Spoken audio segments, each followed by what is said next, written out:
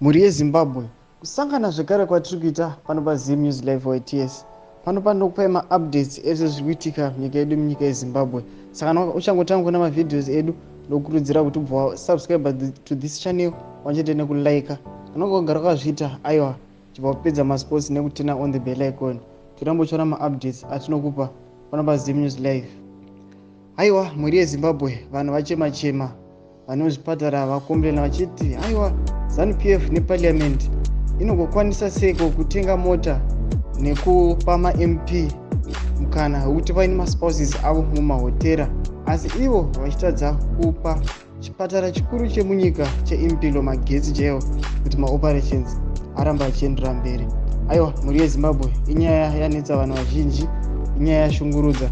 Saka mukanyogwa muchinzi Mpilo Central Hospital inonzi yatokwanisa svondo rese isina magetsi.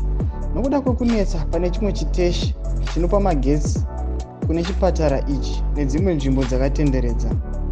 Chipatara chehurumende chave nemazuva 5 chichishandisa majenareta, asi chichidhurirwa zvakanyanya nokuda kwekutenga mafuta ekuisa mujenareta. Mukuru wechipatara cheimpilo hospital vaNerichias Dzvanga vanotsinhira nyaya iyi vachiti chipatara ichi chinoda tambo yemagetsi yakazvimiririra kuitira kuti vanhu vagare vachiwana rubatsiro. Saka ivo vanoti hatina tambo yemagetsi yakazvimiririra, kana pasina zesa kuBaba Fields tinokanganisika.